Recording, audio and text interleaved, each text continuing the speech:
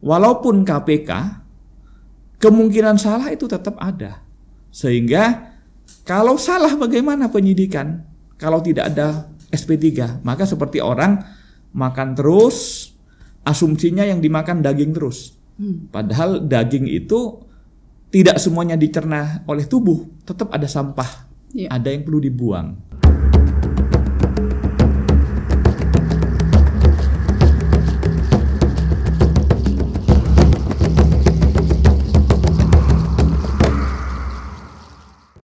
Kehadiran Komisi Pemberantasan Korupsi KPK tahun 2001 memberikan warna baru dalam pemberantasan korupsi di tanah air.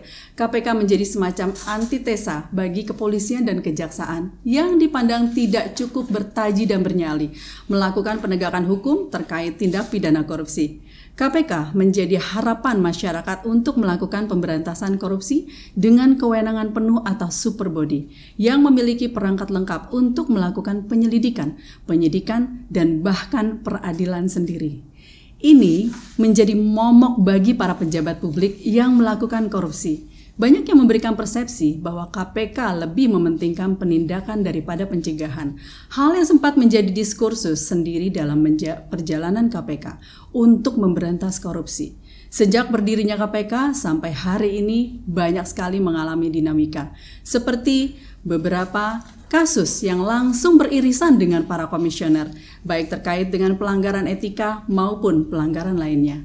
Dan kadang juga menjadi sorotan terkait dengan independensi dan menjadi kredo di lembaganya. Pengungkapan kasus korupsi yang melibatkan pejabat publik yang notabene berasal dari partai politik. Apalagi kalau pengungkapan KPK atau mungkin OTT terjadi menjelang agenda politik seperti pemilu atau pilkada. Sorotan-sorotan independensi KPK muncul. Beberapa komisionernya juga tidak lepas dari kontroversi. Terakhir, salah satu komisioner KPK melakukan uji materi atau judicial review tentang perpanjangan masa jabatannya dari 4 tahun menjadi 5 tahun. Kemudian, Mahkamah Konstitusi menyetujuinya. Hal tersebutlah yang memicu publik melakukan kritik terhadap KPK. Dan hari ini, Mihkes Unggul bersama Bapak Dr. Nurul Gufron SHMH, beliau Wakil Ketua KPK, sudah hadir di Mihkes pagi ini. Selamat pagi Pak. Selamat pagi. Saya kayaknya panggilnya Bapak atau Abang nih. Kayaknya Abang aja lebih rileks ya, biar nggak tegang kita. Okay. It's an honor, satu kehormatan Bang Gufron bisa ada di sini. Dan kita kayaknya mulai langsung aja nih podcast kita pagi ini ya Pak. Abang aja. Oke. Okay. Terima kasih juga saya diundang di podcastnya MIH Kes Unggul ini. Apa bedanya antara KPK yang dulu dengan sekarang dengan adanya revisi undang-undang? Apakah ini lebih menguat atau sama saja menurut Bang Gufron, gimana nih Bang? Perubahan undang-undang KPK itu adalah wilayah otoritas pembentuk undang-undang ya. Bahwa Undang-Undang 30 2002 faktanya telah diubah untuk yang kedua kali berdasarkan Undang-Undang 19 2019. Itu sejak sekitar 17 Oktober 2019. Sejak KPK, artinya sejak saya bersama 4 pimpinan lainnya, itu belum dilantik oleh Presiden karena kami dilantik pada 20 Desember 2019. Atas itu, atas perubahan Undang-Undang KPK, kalau boleh saya rinci secara detail sedikit ya, perubahannya itu tidak kurang ada 5 hal yang pokok atas perubahan Undang-Undang 19 2019 tersebut. Pertama, KPK dirumpunkan menjadi rumpun eksekutif. Jadi penegak hukum dalam rumpun eksekutif.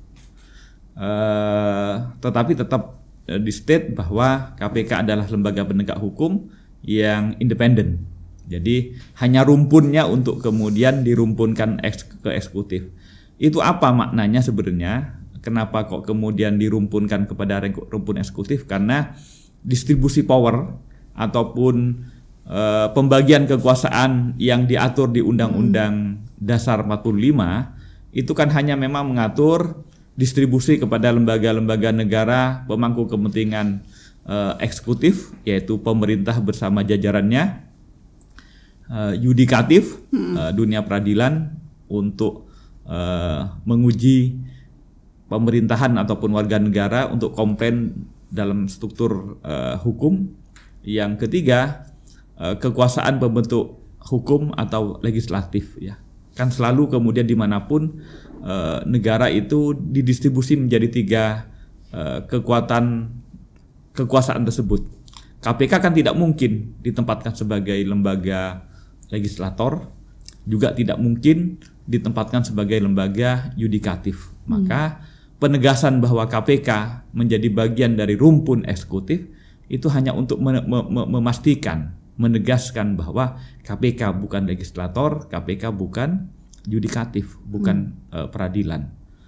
Ini untuk menegaskan bahwa kemudian sebagai rumpun eksekutif, KPK itu juga kemudian perlu diawasi oleh DPR, perlu juga diawasi oleh publik, karena KPK itu karakternya karakter lembaga publik yang juga diawasi oleh baik DPR maupun masyarakat. Itu pertama.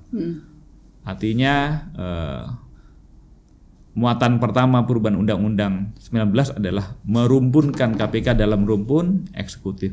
Yang kedua, munculnya lembaga Dewan Pengawas yang kemarin baru mengumumkan putusan-putusannya, ya. Dewas itu adalah bagian dari pengawas internal di KPK, karena kalau kemudian ada lembaga yang katanya Mbak tadi disebutkan sebagai lembaga yang super body, memiliki kewenangan mulai penyelidikan, penyidikan, penuntutan, bahkan KPK juga memiliki kewenangan untuk mencegah. Kalau tidak diawasi, maka kemudian dikhawatirkan rentan untuk disalahgunakan. Jadi sehingga Dewas itu adalah bagian dari mekanisme check and balance di internal lembaga KPK. Itu yang kedua. Ini penting. Yang ketiga, adanya kewenangan kepada KPK untuk mengeluarkan SP3 atau penghentian penyidikan. Berbeda dengan Undang-Undang KPK yang sebelumnya, di mana KPK tidak diberi kewenangan untuk mengeluarkan SP3. Nah, saya hanya ingin mengutip, ini namanya saja Fakultas Hukum Universitas Pancasila. Nah, Pancasila itu dasarnya adalah sila pertama ketuhanan yang Maha Esa. Ketuhanan yang Maha Esa itu artinya meyakini bahwa yang Tuhan itu hanya Tuhan, yang maha benar karenanya itu Tuhan juga. Maka semua sistem ketatanegaraan yang dilakukan dan di-create oleh manusia itu masih mungkin salah. Sehingga walaupun KPK, kemungkinan salah itu tetap ada. Sehingga kalau salah bagaimana penyidikan? Kalau tidak ada SP3, maka seperti orang makan terus, asumsinya yang dimakan daging terus.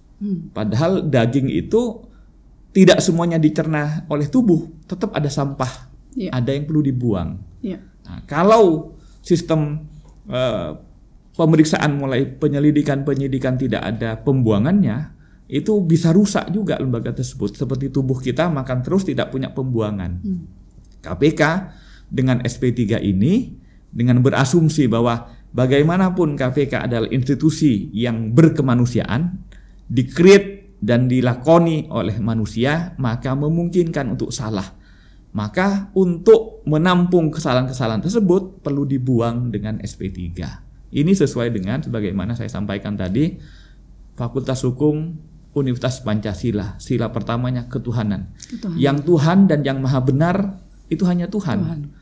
Yang dilakukan manusia harus disadari bahwa manusia masih memungkinkan untuk salah.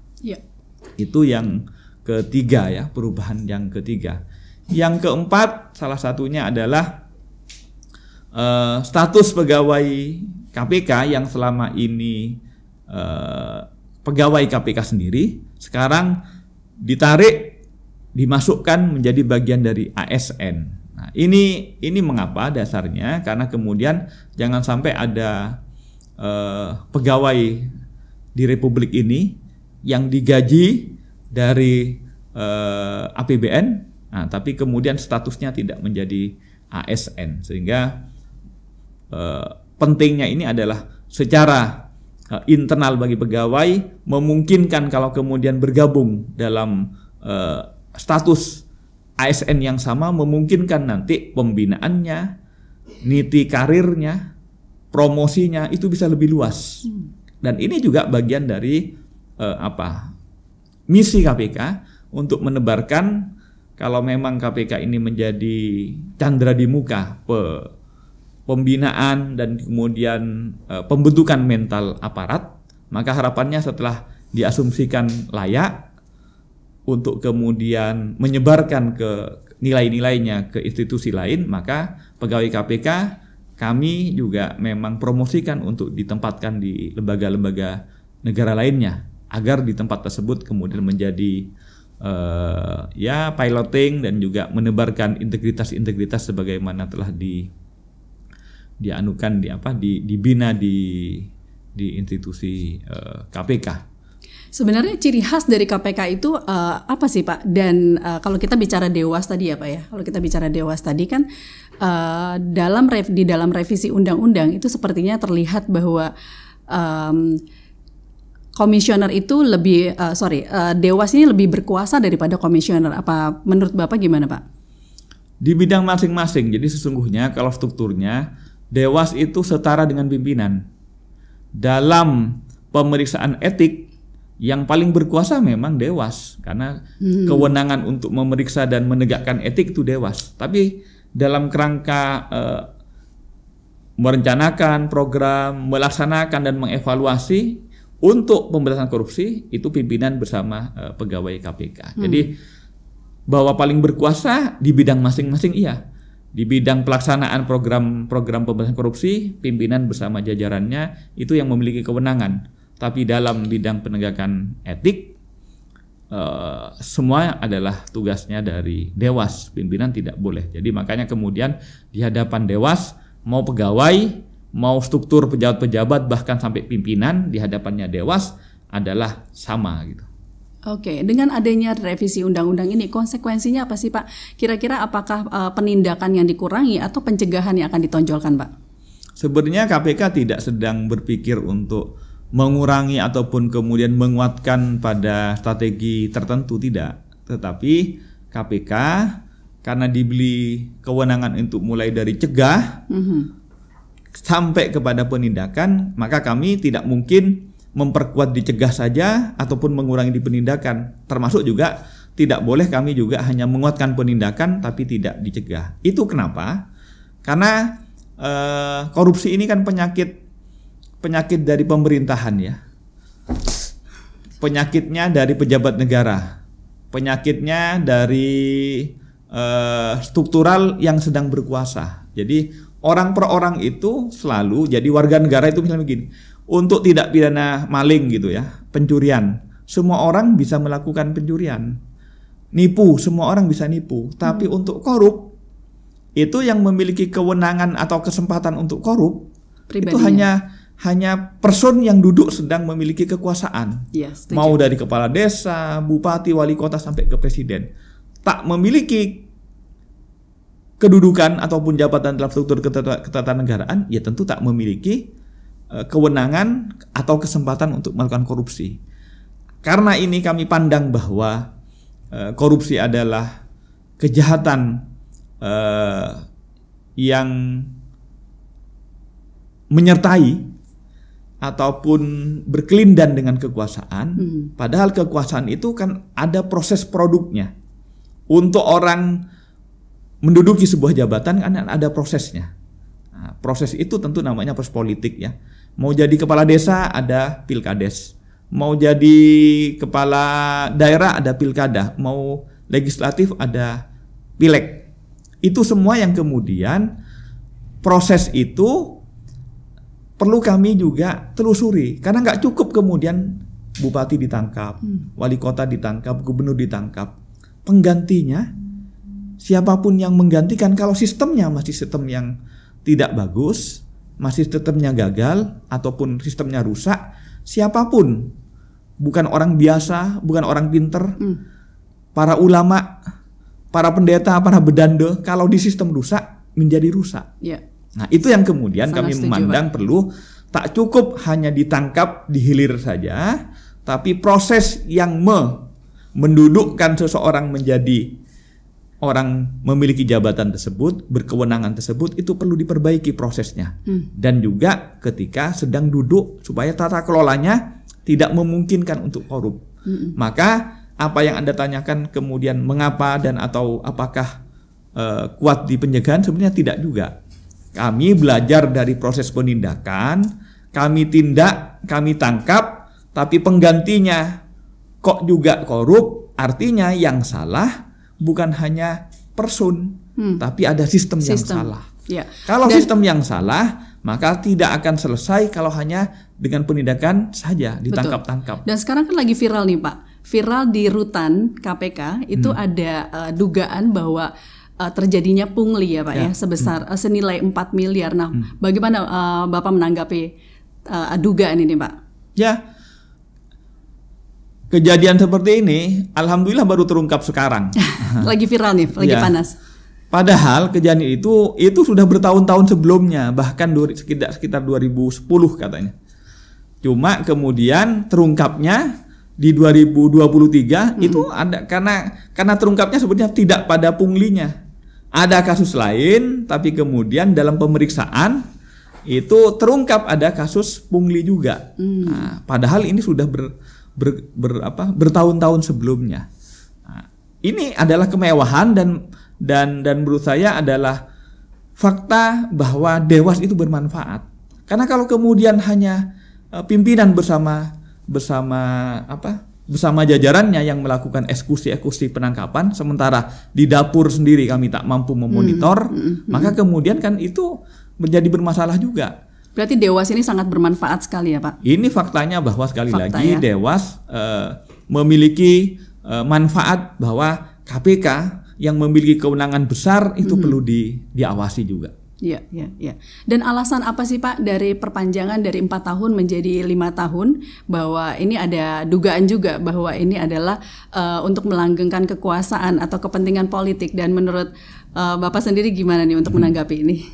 Ya, pertama ini sebenarnya proses hukum ya, tetapi proses hukum yang berada di konteks politik, sehingga saya juga tidak memungkinkan untuk kemudian ngeles ataupun menafikan tafsir-tafsir politik ya. Tapi sekali lagi saya akan jelaskan dulu dalam perspektif hukum. Apakah ini fakta atau tidak? Ya, begini, bahwa KPK itu kan diatur 4 tahun. Nah, sementara kami melihat desain pembatasan kekuasaan itu dalam Undang-Undang Dasar kan ada 2, yaitu desain pembatasan bidangnya bidang eksekutif, bidang legislatif, bidang yudikatif, dan bidang-bidang yang lain. Artinya setiap kekuasaan itu harus dibatasi bidangnya. Selain pembatasan bidang, juga pembatasan waktu. Dan kemudian kalau kita lihat batasan waktu di Undang-Undang Dasar, yaitu kita lihat di pasal 7 Undang-Undang Dasar, bahwa pemerintah memiliki kekuasaan pemerintahan selama 5 tahun dan dapat dipilih kembali untuk periode berikutnya. Desain tentang pembatasan waktu ini sebagai sebuah negara hukum, tentu konstitusi juga memiliki makna dan fungsi untuk mendesain pola itu sebagai pola pembatasan waktu ke semua struktur ketatanegaraan. Maka kemudian itu dianuti oleh masa pemerintahan presiden, DPR, gubernur, wali kota, dan bupati. Dan tidak hanya itu, bahkan kepada 12 lembaga negara lainnya non kementerian atau yang disebut auxiliary state body, itu 12 lembaga negara non kementerian, semuanya juga 12. Semuanya adalah 5 tahun. Artinya desain tentang pembatasan waktu itu harus kemudian kita taati, karena itu diatur di Undang-Undang Dasar. Kita hukum pembatasannya adalah 5 tahunan. Maka kalau kemudian KPK didesain, jadi bayangkan sebenarnya bukan hanya karena 4 kami minta 5. Seandainya ternyata KPK karena didesain misalnya seandainya ini ya, ternyata KPK untuk memperkuat Pak, kok desain jadi 10 tahun, kok desain jadi 8 tahun. Tentu kami kemudian akan menggugatnya, bukan kemudian dinaikkan jadi 10 ataupun 12, tapi kami akan kemudian minta turunkan jadi 5 gitu. Itu bahasanya kan karena dari 4 menjadi 5 seakan memperpanjang. Seandainya ketentuannya itu pasalnya tentang pasal 34 itu berbunyi 8 tahun, mungkin saya mintanya 5 juga gitu. Tapi kan sekarang faktanya dari 4 menjadi 5 seakan-akan kemudian itu memperpanjang. Dan memperpanjangnya karena konteksnya adalah ini 2023, 2024 akan pemilu 2 hal ya, legislatif juga presiden maupun kepala daerah. Ya. Sehingga seakan-akan momen perpanjangan ini momentum untuk 2024 untuk kemudian entah melindungi atau kemudian mengamankan dan lain-lain. Itu kan perspektif politik ya. Yang saya sekali lagi ya saya nggak bisa komen kalau politik saya. Faktanya saya sebenarnya hanya masalah di benak saya masalah hukum saja begitu. Iya, dan kebetulan nih Bapak sebagai Wakil Ketua KPK ada di sini. Sekarang ini kan lagi banyak kritik dan nada skeptis dari masyarakat ya, karena adanya figur di KPK yang melakukan melanggar kode etik ya Pak ya, seperti contohnya kasus helikopter gitu. Nah, bagaimana? Apakah ini mempengaruhi kredibilitas dari KPK sendiri, Pak? Ya, kita ini belajar sejarah ya. Sejarah dulu ketika Pangeran Diponegoro, Imam Bonjol dan lain-lain itu perjuangannya perjuangan personal. Maka kita tahu pada saat itu yang menonjol adalah tokoh-tokoh pahlawan kita. Nah, sekarang kita bernegara, ingin mempelajari kehadiran tokoh-tokoh tersebut. Kemudian pada 1908 kita mulai perjuangannya dengan perjuangan sistemik, pendidikan, kesadaran berkemerdekaan dan lain-lain. Itu untuk apa? Untuk mencapai sebuah negara yang sistemik. Kita antara saya, Anda dan yang lain semua bernegara itu untuk bersistemik. Tidak kemudian lagi, mohon maaf, seperti cerita-cerita di komik ya. Batman, Superman, Wiro Sableng dan lain-lain. Kita tidak sedang membangun figur-figur. Maka KPK sedang membangun ke arah institusional itu. Institusionalitas itu harapannya sekali lagi tak penting Pak Gufron ataupun siapapun pemimpinnya. Yang penting kalau ternyata jadi proses rekrutmen berjalan sesuai dengan prosedur. Kalau kemudian salah ya nggak apa-apa disalahkan oleh Dewas. Kalaupun kemudian bersalah ya diganti nggak apa-apa. Tapi yang penting bahwa KPK-nya tetap jaya. KPK-nya tetap menjalankan prosedurnya. Bahwa orang-orangnya ternyata kok salah milih Pak Gufron dan lain-lain, itu biasa karena yang milih juga proses politik, proses manusiawi. Mungkin benar, mungkin salah. Tapi yang penting kalau benar mari kita bangun bersama-sama, tapi kalau salah ya harus diganti. Yang penting KPK-nya berdiri secara kuat. Sistem inilah yang kita bangun gitu. Jadi jangan kemudian silau ataupun khawatir atau bukan menyanyikan lagunya siapa? Putri Aryani ya. Yang mana tuh Pak? Lagu apa Pak? Break My Heart dan Break My Hope gitu. Jadi seakan-akan itu percaya dan kemudian berharap pada person saja. Yang kita sedang bangun bernegara termasuk juga ber-KPK itu adalah sistem. Kalau ternyata sistemnya kemudian kita lakukan secara benar, ternyata menemukan tetap kesalahan, ya tidak apa-apa. Kesalahan itu dikoreksi oleh Dewas. Dewas nanti akan menegakkan. Ini adalah bagian dari sistem KPK yang sedang bangun. Bukan kemudian memfigurkan baik yang Anda sebut ataupun siapapun gitu ya, mau si A, mau si B ataupun mau Pak Gufron, nggak penting Pak Gufron, yang penting yang kita bangun saat ini KPK.